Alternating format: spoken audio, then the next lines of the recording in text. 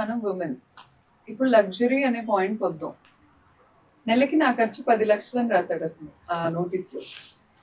నెలకి 10 లక్షలు ఖర్చు పెడితే నా దగ్గర అట్లీస్ట్ 10 గోల్డ్ బిస్కెట్లన్నా ఉండాలి. అట్లీస్ట్ నా లాకర్ ఫ్రీ టు చెక్. మీరు రండి, నేను ఫ్రీ టు చెక్ ఖాళీ, నేను ఓపెన్ చేసి చూపిస్తాను. నా దగ్గర అట్లీస్ట్ 10 గోల్డ్ బిస్కెట్లు ఉండాలి, అట్లీస్ట్ ఒక 5-6 కార్లు ఉండాలి, కనీసం మనకి ఇష్టపడే హ్యాండ్ బ్యాగ్లు, మనం ఇష్టపడే జ్యువెలరీ, కనీసం ఒక 10 సెట్లు earrings, basic earrings daily పెట్టుకునేవి, చైన్లు, ఇవన్నీ గోల్డ్ రింగ్స్, పిచ్చి ఇప్పుడు సర్వోస్కి అలాంటి బ్రాండ్స్ అయినా మంచి బ్రాండెడ్ వి, ఒక హ్యాండ్ బ్యాగ్స్ లేకపోతే ఫుట్ వేర్, లేకపోతే ఇప్పుడు అతను చెప్పే రేంజ్ ఇంటర్నేషనల్ గ్లోబల్ బ్రాండ్స్ ఉండాలి నా దగ్గర. ఉండాలి కదా. ఒకసారి రండి మ్యామ్ మా ఇంట్లో. ఎందుకు ఇక్కడే ఉంది చిన్న బ్యాగ్ వేసుకొచ్చారు పాపం, బుజ్జి బ్యాగ్. బ్యాగ్ నాకు గిఫ్ట్ ఇచ్చారు. కొనుక్కుంది కాదు, బయట వేది కొనుక్కుంది కూడా కాదు, ఈ 10 లక్షల్లోది కాదు. నా ఇండిపెండెన్స్ జనవరి నుంచి వచ్చాక నేను కొనుక్కునే పరిస్థితిలోనే ఉన్నా. Financially you're okay? I'm okay. ఇప్పుడు లాస్ట్ 3 months నుంచి నన్ను టార్చర్ పెడుతున్నాడు. I'm okay financially. ఇప్పుడు మా ఫాదర్ కూడా మ్యామ్ నాకు కొనివ్వు అంటే కొనివ్వకుండా ఏం లేరు. నాకు కిలోలు బంగారం చేయొచ్చు అనే వ్యక్తి ఏం కాదు మా నాన్న. ఇతను 10 లక్షలు అనే ఎలిగేషన్ చెప్తున్నారు. చాలా హాస్యాస్పదంగా ఉంది, కామెడీ. డైవర్స్ కి రాసిన 5 ఏళ్ల లైఫ్ లో ఎన్ని వస్తువులు ఉండాలి నా దగ్గర? ఏమీ లేవు. చూడొచ్చు కదా అతని ఎలిగేషన్ కూడా వేగ్ గా ఉంటుంది. సో ఇప్పుడు ఎక్కడున్నాడు అనుకుంటున్నారు అతను? ముంబైలో ఉన్నాడు.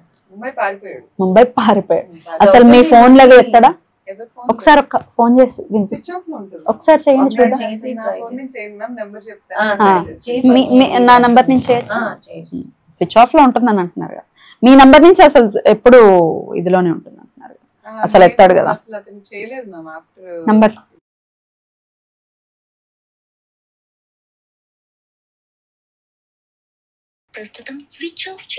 ఇది ఒక నంబరే తెలుసా మీకు? जिस नंबर से आप संपर्क करना चाहते हैं वह अभी स्विच्ड ऑफ है.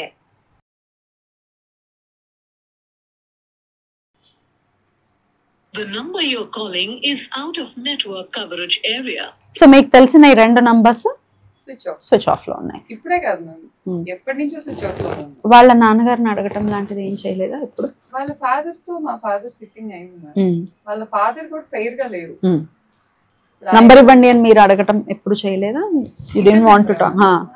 మీకు అసలు మాట్లాడే ఉద్దేశం ఏం లేదు? యాక్చువల్లీ ఇప్పుడు మేము ఎలాంటి పరిస్థితిలో ఉన్నాం అంటే అతనైనా నేనైనా ఒక క్లారిటీ నేను అడుగుతున్నా, ఒక క్లారిటీ ఇచ్చే పరిస్థితిలో అతను ఉన్నాడు.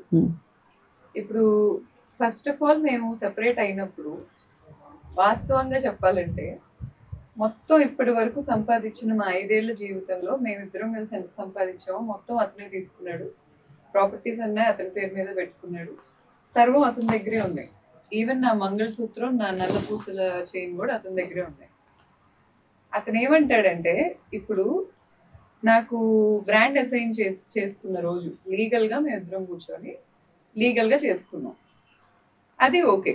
ఇప్పుడు జనవరి నుంచి నేను సంపాదించడం మొదలు పెట్టాక నేను ఆ రోజే అతనికి ఏం చెప్పానంటే మేమిద్దరం ఇలాగే మాట్లాడుకుంటుంది, నువ్వు చేయలేవు, నీ సంగతి నాకు తెలుసు, నీకు పని అవ్వట్లా, సో మళ్ళీ నన్ను లాగుతావు, నేను మళ్ళీ దానికి కష్టపడతా, మళ్ళీ డబ్బులు వస్తాయి, ఆ డబ్బులు నువ్వు తీసేసుకో, నీకు మళ్ళీ బుద్ధి పుట్టింది, నా మీద రౌడీజం చేస్తావు, నన్ను ఎక్స్ప్లాయిట్ చేస్తావు, అది లాక్కోవడానికి ప్రయత్నిస్తావు, నీ బుద్ధి ఇది కదా, ఇంకెందుకు, నువ్వే ఉంచుకోవచ్చు కదా, అది నువ్వే రన్ చేసుకో, నాకు వద్దు అని అన్నారు. నేను అన్నాను, నాకు మెసేజెస్ ఉన్నాయి మ్యామ్ మా ఇద్దరివి, నేను తెల్ల కాగితాల మీద సంతకాలు పెట్టించా అని పెట్టాడు. అతను సంతకాలు పెడితే ఆ డాక్యుమెంట్స్ వీడియోస్ ఉన్నాయి నా దగ్గర, అతనే పెట్టాడు.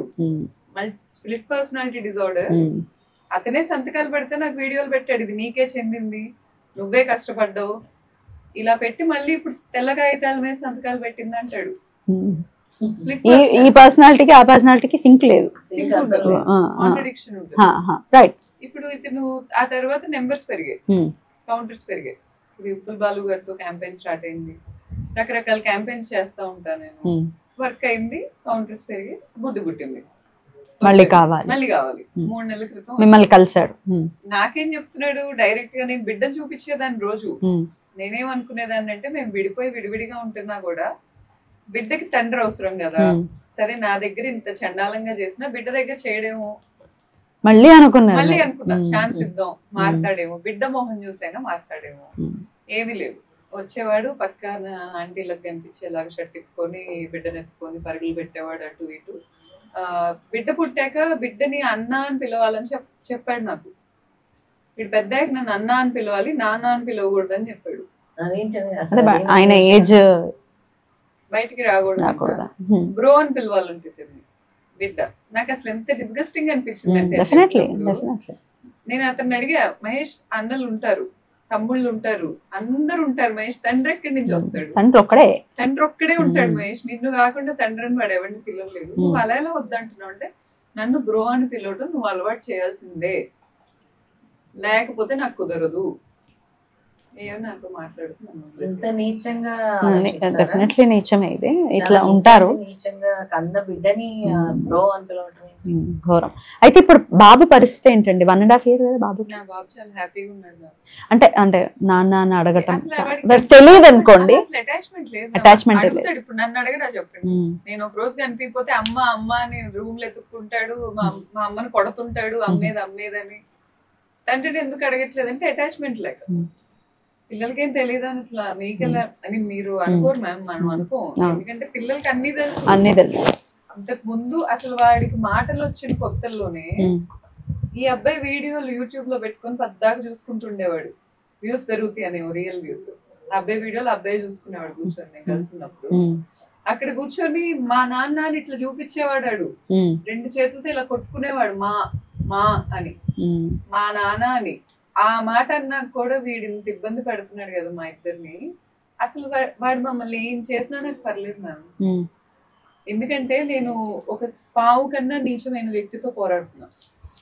పావులు ఏమి ఇంకా ఏదో ఒక పాయింట్ లో అయినా నీట్ గా పడుకుంటాయి, లేకపోతే ఏదో ఒకటి చేస్తాయి. ఇతను నా ముందు కూర్చొని ఇదంతా నీది, ప్రకాష్ రాజ్ లాగా సినిమాల్లో ఇదంతా నీకే సొంతం అని చెప్పి వెనక్కి వెళ్ళి లాయర్లతో నోటీసులు పంపించడం, లిటిగేషన్స్ పెట్టడం, నా బిజినెస్ లో ఈ ఫ్రాంచైజ్ ఓనర్స్ తో దూరి కుమ్మక్క అవటం. ఇతనితో కుమ్మక్క అయ్యే వాళ్ళకి తల్లి చెల్లి అక్క వీళ్ళెవరు ఉండరేమో. ఫ్రెండ్ పెళ్ళంతో పడుకున్నాడు అతను. తెలిసిందా ఆయనకు? తెలుసా వాళ్ళ హస్బెండ్? ఆబ్వియస్ గా మీరు బయట పెట్టేశారనుకో, ముందే తెలుసు. వాళ్ళిద్దరు కలిసే ఉన్నారా? ఇప్పుడు లేరు, విడిపోయారు. తెలుసు. అండ్ మోర్ ఓవర్ వీళ్ళతో తిరిగే వాళ్ళందరూ ఎప్పటి నుంచో ఫ్రెండ్స్. మనం ఇందాక వాల్యూస్ ఎథిక్స్ అనే పాయింట్ మాట్లాడుకున్నాం. అసలు ఏ ఫ్రెండ్ అయినా మళ్ళీ వాడితో మాట్లాడతాడు. కాపు కాస్తున్న ఫ్రెండ్స్ ఉన్నారు, వాళ్ళందరినీ నిజంగా మీరు నాతో వస్తే నేను కొడతా చెప్పు తీసుకో. సరే వీడు ఓకే, వీడు ప్రూవెన్, వీడు ప్రూవ్ అవ్వకుండా వెనకాల ఉన్నారు కదా, ఓకే గుడి పక్షులండి. కాపు కాస్తాను ఇలా చెప్తున్న మగాళ్ళు ఆడది లేకుండా పుట్టారా? నేను అలాగే చేస్తాను, నువ్వు అలాగే చెయ్యి అని కూడా చెప్తున్నారట. నేను నా భార్యను వదిలేసాను, నువ్వు నీ భార్యను వదిలే. అంటే అతను ఏమంటాడంటే మ్యామ్, నాతో అయితే నువ్వు కూడా అబ్బాయిలతో తిరుగు అంటే ఇంత పొసెసివ్ పర్సన్ మరి తిరిగితే ఓకేనా? మారాడు. ఎప్పుడైతే ఈ ఓపెన్ అయిందో, నేను ఫస్ట్ ఆఫ్ ఆల్ చేంజ్ ఏంటంటే నా బాడీ లావ్ అవడం. ఈ రోజు మీరు నన్ను చూస్తున్నారు, దానికి నేను ఇంకా 27 kgs ఎబో ఉన్నా. అతను నాతో మాట్లాడిన రోజు అతను ఒక మనిషి, ఒక ఫ్రెండ్ గాను ఫెయిల్ అయ్యాడు, ఒక హస్బెండ్ గాను ఫెయిల్ అయ్యాడు, బాయ్ ఫ్రెండ్ గాను ఫెయిల్ అయ్యాడు. అతను ఇన్ని రోజులు దేనికి వెయిట్ చేశాడంటే, నేను నా వీక్ మూమెంట్ ఎప్పుడు దొరికింది, నా జీవితాన్ని ఇప్పుడు దొంగతనం చేసేద్దాం కంప్లీట్ గా. దానికి బ్యాక్ ఎండ్ సపోర్ట్ ఎవరంటే వాళ్ళ నాన్న. అతను అసలు ఆ సపోర్ట్ ఏంటి మ్యామ్, నాకు అర్థం కాదు. అతని జీవితం పోతోంది, మనవడి జీవితం పోతోంది. సరే కోడలను వదిలేయండి, కోడలు ఎప్పుడు థర్డ్ పార్టీనే, ఎప్పుడు ఓన్ చేసుకోరు. చాలా ఫ్యామిలీస్ లో ఇది ఉంటుంది. మనవడు పోతున్నాడు అనేది కూడా లేకపోవటం ఒకటేనా? అటాచ్మెంట్ లేదు. మ్యామ్ అతను నా ఎఫ్ఐఆర్ ఉండిద్దు మ్యామ్, నేను ఉమెన్ పిఎస్ లో ఇచ్చింది. అతను ఎంత క్యారెక్టర్లెస్ పర్సన్ నేను ఒక్క మాటతో మీకు చెప్తాను. వాళ్ళ అమ్మని నేను ప్రాస్టిట్యూట్ అని ఎఫ్ఐఆర్ లో రాశానని అబద్ధాలు చెప్పుకుంటున్నాడు. వాళ్ళ అమ్మ గురించే కాదు మ్యామ్, నిజంగా అతనితో తిరుగుతున్న ప్రాస్టిట్యూట్స్ కూడా నేను ఈ రోజు ప్రాస్టిట్యూట్ అని సంబోధించలే. వాళ్ళ బిజినెస్ ఏమో అన్నాను గానీ వాళ్ళ నా వర్డ్ వాడి నేను ఎప్పుడు సంబోధించలే. అతనే చెప్పాడు నాకు, అతనితో తిరుగుతున్న బిగ్ బాస్ ఆర్టిస్టులను చూపించి ఇది ప్రాస్టిట్యూషన్ చేసిద్ది, దీనికి నేను ఇన్ని డబ్బులు ఇస్తున్నా, అందుకే నా దగ్గరకు వస్తుంది, దీని మీద ప్రేమ ఉందని అనుకోకు,